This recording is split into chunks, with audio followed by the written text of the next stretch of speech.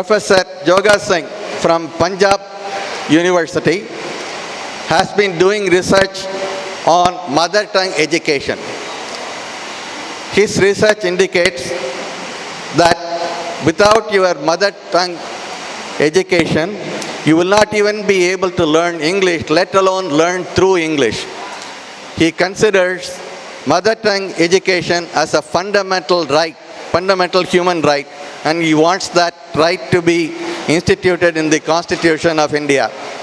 Let's welcome Professor Joga Singh. Dear fellow Indians, Vanakkam.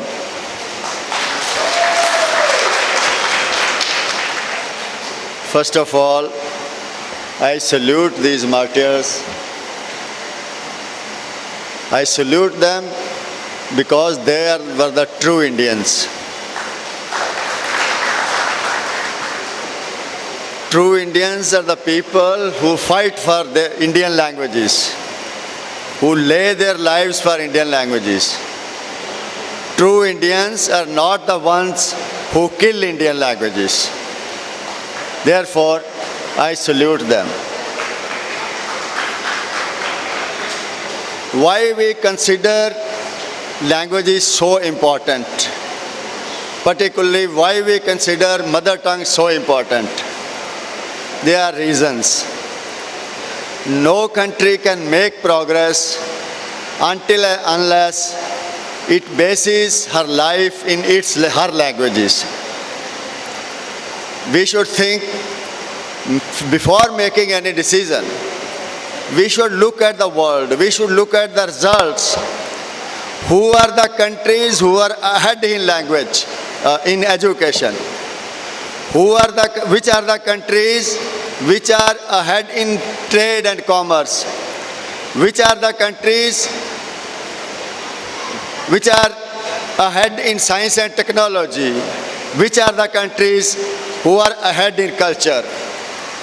All countries are the ones who are teaching in their mother tongues, who are conducting their all business in mother tongue, who are carrying out their all market activity in the mother tongues. Therefore, I will not take long time because many people have to leave today evening. I myself also have to leave, take a flight. I simply request you all, look at the results, look at the facts and figures. Which countries are at the top in education? In education, only those countries are at top which are teaching in their mother tongues. And for the past 10 years, out of the first 10 countries in school education, 9 countries are the ones which are not teaching in English. The 9 out of 10 in the past 10 years are the countries which are not teaching in English. India ranks 150th in international export, per capita export. 150th, 150th. We know a lot of English, but where are we in the international commerce? 150th in the international commerce. And without our languages, we will lose all our culture, our history, our knowledge, all treasure which our forefathers have bestowed upon us. So therefore, the fight for language is not merely fight for language. It is fight for your country. It is fight for your community. It is fight for your education. It is fight for your commerce, your trade, and it is fight for your history. It's fight for everything. Therefore, we place language in a very high pedestal, and that's why we salute our language martyrs.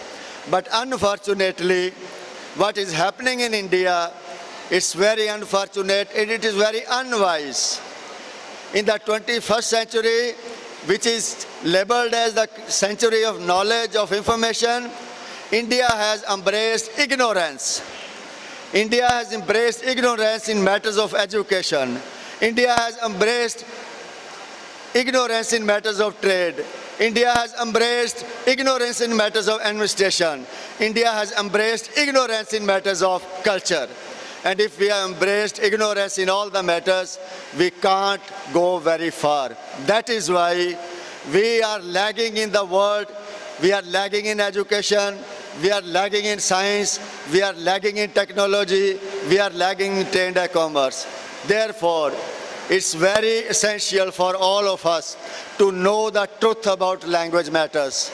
And I don't say you believe what I say, but at least you have a look at the world. Which countries are in the forefront? Whether they are teaching in their mother tongues or are they teaching in another language. If the countries which are in the forefront are teaching in their mother tongues, we also will be in the forefront only and only if we teach in our mother tongues, and we are not teaching in our mother tongues. Our generations are losing all connection with their history, with their culture, with their forefathers, and they are being lost to an alien culture that was also of a very artificial kind. Therefore, I request you all to know the truth about language issues and have a look at the world, what other countries are doing, particularly the other successful countries are doing. If we will do like them, we will be successful. Otherwise, our situation will be as it is. With these words, I take a leave. Thank you very much. Thank you much, particularly Mr. Sandil Nathan, Mr. Mani Manivan, Mr. Palani, and all these people who have made this possible. I would like to particularly thank Kurinji Garu, Kurinji sir, for translating my booklet into Tamil, which is selling very widely. Also, I would like to thank here Mr. G. Ganeshamurthy, the ex-parliament member of Parliament, who took that book to Kurinji sir, and that got translated into Tamil. That small book contains all the results of the international research and all the truths about language issues. I would like to request you to have a look at those facts, and that we decide our policies, we force our governments to adopt correct policies so that we also could be at par with the other world. Thank you very much.